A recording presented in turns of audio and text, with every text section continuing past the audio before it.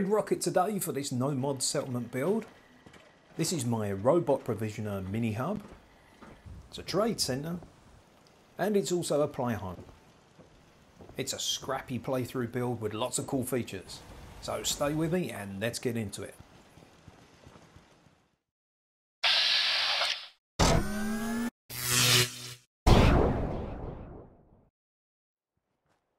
Hello everyone and a massive welcome, or welcome back, to Fallout Play Build Collect. I've got Red Rocket for you today. Now you've seen Starlight Drive-In, that was the second player home in this playthrough. And you've also seen Grey Garden, that was the third player home in this playthrough. This particular build was his first player home. This is where he started before moving on to those two. But I liked it so much I just kept coming back and adding to it. And this once again is an Xbox One no mods build. Built originally long before any of the DLCs come out, which is why you can see the scrappy wooden and metal pieces making up the bulk of it. But DLC pieces have been added after. So let's head inside. We go past Drinking Buddy. Yes, I stole Drinking Buddy. I couldn't resist it. He's such a great robot. This is a robot settlement. Had humans in here originally, but replaced them all with robots. It's just so much easier. This is the trading area, but we'll see more of this later on in the video. And before anybody leaves me a comment, no, there definitely aren't any mods. That traffic light you see there is actually from Creation Club. It's one of only a couple of pieces of Creation Club on any of these builds. So let's head up to this farm area. And this was an enormous pain to do. I have no idea how long it took me to do this. This was one of those things that I kind of saw a picture in my head and I sat here for hours and hours over a couple of evenings until I got this right. That's Heracles, he's my pack robot. You might have seen him in the Grey Garden build, very, very briefly. And what I've done is I've used the scrapping stations and boxes to try and cover up some of the areas that we couldn't really glitch things into as well as I'd like. Some of the floor pieces I had to use the mesh floors just to get them to glitch in. Those fuel pump arms proved to be very, very difficult to work around. But in the end I thought they might actually serve a purpose. And in my headcanon they're actually pumping water through those and using them to cultivate the crops. These are my farmer robots. Very, very simple little Mr. Handy robots. You see most of this is all glitched in quite nicely. But it was so much trouble to do, it really was. Close the back off there so it looks like an enclosed space. In the end I really like the way this came out. I think it's a nice feature for the settlement. What do you think? Let me know. So we come around the side, I've just concreted up the gap there. Put a basketball hoop up on the sign there, you see. Back when I had humans in the settlement. Also the meeting bell was from that. Built a small platform to house the robot construction arms. The staircase there is probably the 10th different staircase I've had on this settlement. Brumman pen. The Brumman tend to glitch a little bit on that one. This goes right up to the very edge. This defensive area here goes right up to the very edge of where you can build. Trying to get as maximum amount of space in the settlement as possible. I think it makes sense to have the Vault-Tec pieces in here. There's only a couple. There's this and a couple of containers. But I think they're not very far from a vault here, so you could easily have dragged it down. I wanted to put this guard post up here because it gives you excellent field of vision out into Concord. You can see down both of the main roads there. And of course when I had humans here it keeps the defender nice and dry. Another defensive position. And the robot does get up on there and get into the defensive positions fine. We see on the back I have a lift up to the upper level. This was added much later on. Originally you came in up the stairs on the side there and just went into the building from the front, and there were stairs going up that way. Took those down and added the lift on later, and this boardwalk section at the back here.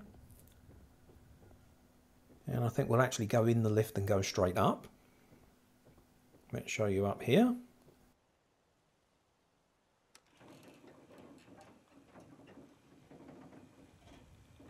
There's another cameo appearance from one of my robot provisioners. He's heading off to Abernathy Farm. If you haven't seen my Abernathy Farm build, I'll put the link right here. Originally this was a much smaller workshop. You can see it's built with the original metal pieces. Again, we was long before DLCs. I've come back and added in the display sections for power armor. Had one of each of the basic power armors in the game. Some heavy weapons. I generally only use those when I'm using power armor. This is a good place to come and snipe if you get attacked. So that's really good vision of all the areas you usually get attacked from. And of course you can see the trade area as well.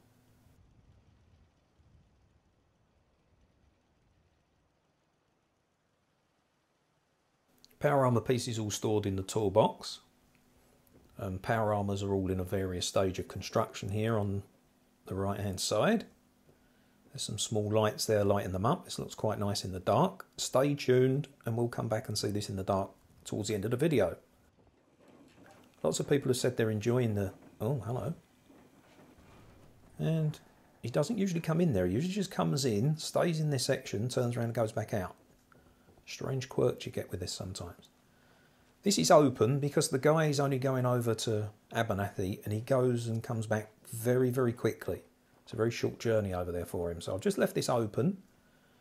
Put these curved concrete positions in. Plenty of defences here. Loads of defence. You only ever get attacked by low-level enemies here, so it's very, very simple to defend, really. This is plenty. Absolutely plenty. Once again, I have my back-to-back wind turbines on the top there. That was done very, very early on in the game, long before we had any DLCs and long before the character had unlocked any more sophisticated power options. So you find a lot of these settlements will have those wind turbines in them. This was another area that was changed extensively over time. Being a playthrough build, this is one of these things where I can keep coming back and just adding bits and chopping and changing. And this turned into a generator room, and as I had needed more power I just kept adding an extra generator, all wired up in series. See there, the area closed in. This originally was where I had the workshop. I still got one set of power armour on the frame there. I was going to put all the power generators in here, and I thought, no, I'll build that extra section on the back and use this as a storage area. I think if you open up that door, it makes sense that when the provisioner comes in, they'll be coming in and picking up and dropping off from here. Once again, it's a headcanon thing and roleplay, but by now you know I like that sort of thing. I've left the beds in and a little bit of decoration, because at one point this did have settlers. I thought perhaps at one point I might want to have some settlers come back here, or I might want to leave one of the companions here at some point. Dog house for dog meat. Head up to the deck area, and again this was something that was changed 4 or 5 times. Now something I've been thinking about doing for the videos I've put up so far is actually showing the progress of these builds as I was coming through them and seeing some of the earlier versions. I thought it might be of interest to some people to go back and see some of these in progress, so that's something I'm thinking about doing for the future. If you think that's a good idea and something you'd like to see, let me know in the comments. Defensive section you can see with the original wooden sinking floors and guard posts. And this is Red Robbie, my first ever robot. He just goes between these 3 different guard posts and keeps an eye over the areas there that you get attacked from. He has a few turrets to help him out. But yeah, I love the Red Rocket. Absolutely love the design of it. I don't know who came up with the design, but he's done a fantastic job. There's just something about it really appeals to me. As we head inside, you can see I have a powered door, and at this point I'm building everything off the ground. As you know from my other builds, I like to build up in the air, I like to build off the ground. I think it makes a lot of sense when you've got enemies like rad scorpions and mole rats coming up from underground to try and build your houses off of the floor if possible. And as we go around what was my character's first workshop.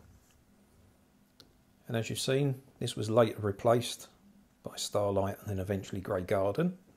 Tried decorating in this one, and this was the first time I realised that decorating doesn't work very well and all the parts will fall off. Those of you with mods can do a much better job of that, I'm sure. So as we head up, this was the player's first ever proper home, in the Commonwealth. And I have open plan apartment layout. Again, lots of this was added much later on as the playthrough developed. Lots of food pieces, you see as the DLCs come out, lots of this got added. Originally this was purely decorated with all the original items. Some of them still in here, as you can see, some of them taken out and replaced with newer items as they were released. A collection of artwork, each lit up. And all my organisational boxes for all my loot.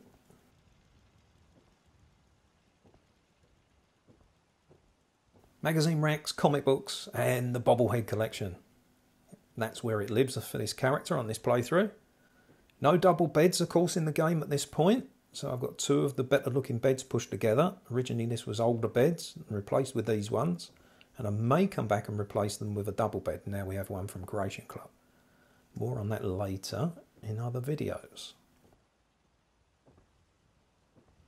So I had my power armour in here as well. I had 3 sets of power armour standing around the entrance there. Like looking down the entrance. It was quite a nice little visual. Once I built the power armour workshop on the roof, I removed them up there. Idea behind this was it's going to be a vault, somewhere for the character to store his precious things. Little television reference there. Let me know in the comments if you know what Precious Things references to. And we head back out onto the deck. Now this was the last bit I added to the settlement, was the section over on this side. Originally this was closed off and I decided it would be nice if we had a walkway that would head down here. Just saved me going all the way round all the time. It was a real pain to line up, but got it in there in the end. We have a check-in desk. All the power's all wired quite nicely. I tried to wire the power where the original telegraph cables are anyway. This is a little mini hub for the provisioners. One heads off to Abernathy, another one goes to Sanctuary, and the third one goes to Starlight. And because it's all robots, you're not taking up spaces of people who need beds and food.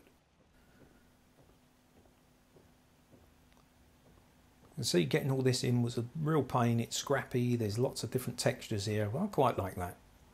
This section here with the defensive position was very, very tricky to get this all lined up. This went through lots of different versions. There was probably 7 or 8 different versions of this area.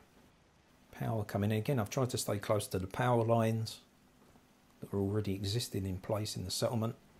Adding the scaffold pieces when that DLC came out was an absolute godsend. It just opens up so many more options. There's one of my protector robots and he usually gets up there just fine. I'm not quite sure why he's struggling on this occasion. Now we come to our stores, and they're manned by robots, so they're open 24 hours a day.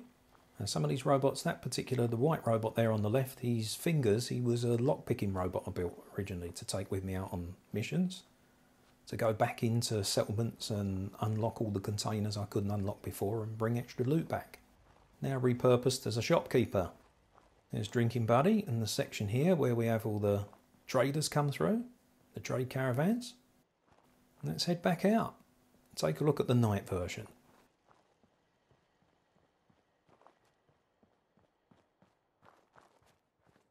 Now let's head on to the night walkthrough.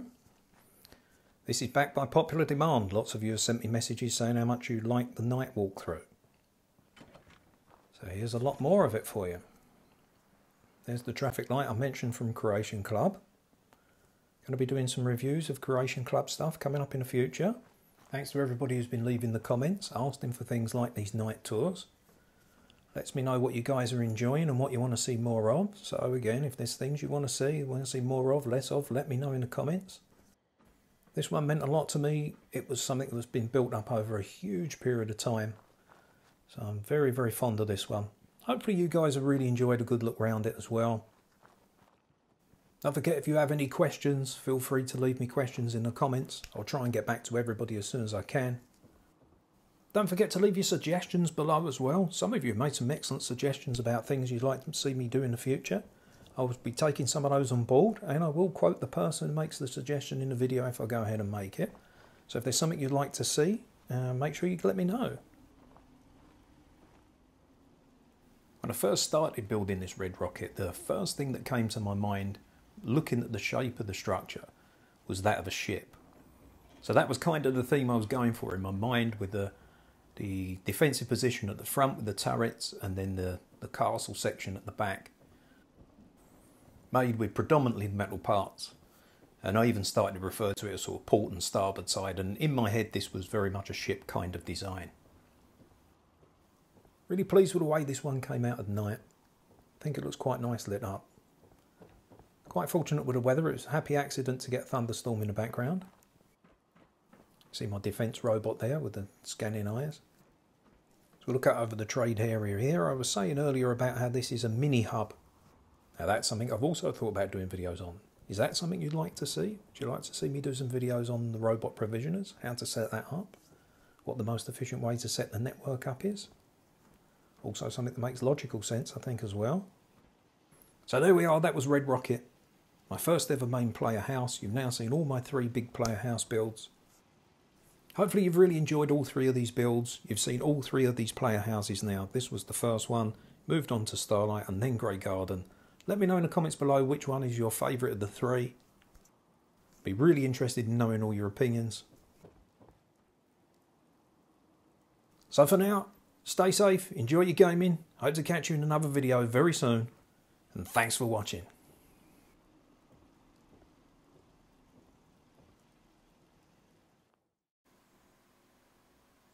Don't forget to hit the like button, subscribe, and hit the notification bell so we can let you know when new videos go live. Thanks again for watching.